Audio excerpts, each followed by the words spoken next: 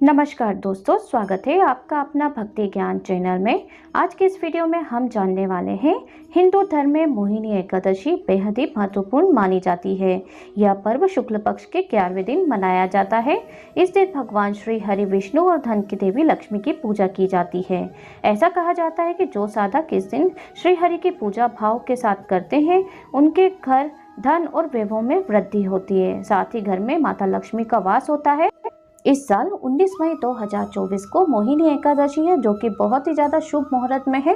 और आप सभी जानते हैं कि वैशाख का महीना बहुत ही पवित्र महीना होता है और जो कि भगवान विष्णु का प्रिय महीना है और भगवान विष्णु का ही महीना कहलाता है ये।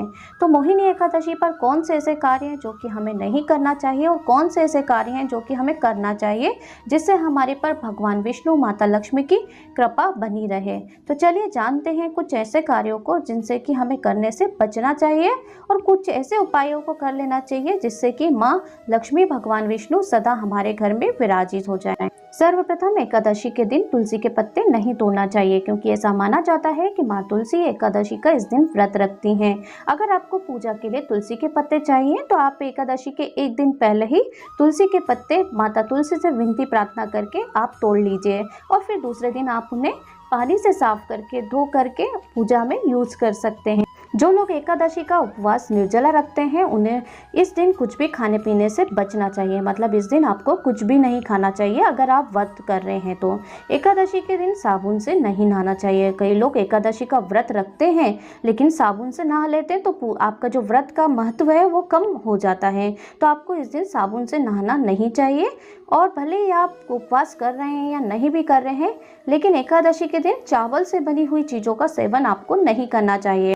मोहिनी एकादशी का अगर आप व्रत कर रहे हैं तो इस दिन भगवान विष्णु का प्रिय भोग मखाने की खीर जरूर बनाइए और उसमें तुलसी दल जरूर शामिल करिए, क्योंकि आप सभी जानते ही हैं भगवान विष्णु को तुलसी अति प्रिय है और उनके भोग में अगर आप तुलसी दल शामिल करते हैं तो भगवान आपके इस भोग को जरूर स्वीकार करेंगे और आपकी हर कामनाओं को पूरी करेंगे। एकादशी के दिन किसी के भी बारे में बुरा बोलने से बचना चाहिए। इस दिन आपको अपने मुँह से कुछ भी ऐसा शब्द नहीं निकालना चाहिए जिससे लोगों को बुरा लगे। साथ ही अपना मन शांत रखना चाहिए। इस दिन तामसिक चीज़ों जैसे मांस, मदिरा, लहसुन, प्याज आदि का सेवन नहीं करना चाहिए। इन सारी चीज़ों से बचना चाहिए। केवल शुद्ध सात्विक भोजन को ही ग्रहण करना चाहिए। इस दिन बड़ों का अपमान करने से बचना चाहिए। कई लोग ये होता है कि व्रत कर लेते हैं लेकिन अपने मुंह से कुछ ना कुछ अपशब्द निकाल देते हैं या बड़ों को चिल्ला देते हैं, उनका अपमान करते हैं। तो इन सारी चीज़ों से आपको बचना चाहिए। एकादशी के दिन ज़्यादा से ज़्यादा पूजा पाठ और धर्म से जुड़े कार्यों को करना चाहिए। इस दिन किसी के भी बारे में गलत बातें नहीं करना चाहिए। अपने मन को हमेशा शांत रखना चाहिए। साथ ही गौ माता को, जो गाय होती हैं, उन्हें गौशाला में जाकर अगर आपके घर गौ माता आती है तो आप हरा चारा जरूर खिलाइए। इस दिन अगर आप गौ माता को हरा चारा खिलाते हैं तो आपके जीवन में चल रही सारी परेशानियां दूर होंगी, आर्थिक तंगी दूर होगी, घर में सुख समृद्धि का वास होगा, माता लक्ष्मी का घर में निवास होगा। तो ये सारे अगर आप उपाय अपना लेते हैं, सारे कामों को कर लेते हैं, तो आपके जीवन में देखिए आपको खुद असर दिखने लगेगा। आपके जीवन में सफलता ही सफलता मिलेगी, बेमिसाल धन दौलत की प्राप्ति होगी।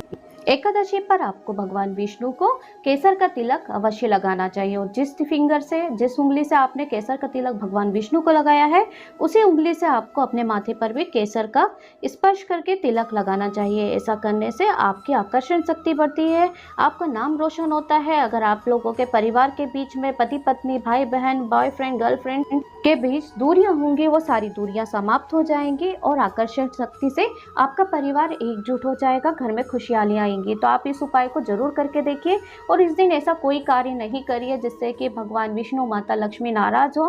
तो मैंने आपको बताई हैं उपाय, उन उपायों का आप अपनाकर अपने जीवन को खुशहाल बना सकते हैं। और बहुत ही पवित्र महीना है, बहुत ही पवित्र दिन एकादशी का व्रत है। आप इस दिन भगवान को सच्चे मन से याद करिए और सच्चे मन से की हुई हर पूजा को स्वीकार करते हैं। अगर आपको वीडियो थोड़ा सा भी अच्छा लगा हो तो आप अगर हमारे चैनल पर नए हैं तो चैनल को सब्सक्राइब कर लीजिए, बेल आइकन पर क्लिक कर लीजिए, ताकि जब भी इस तरह का वीडियो अपलोड होगा तो सबसे पहला नोटिफिकेशन आप तक पहुंच जाएगा। और एक यही जरिया होता है जिससे हम आपसे कनेक्ट हो सकते हैं। तो मिलती हूँ आपसे नेक्स्ट वीडियो में, तब तक के लिए जय माता दी।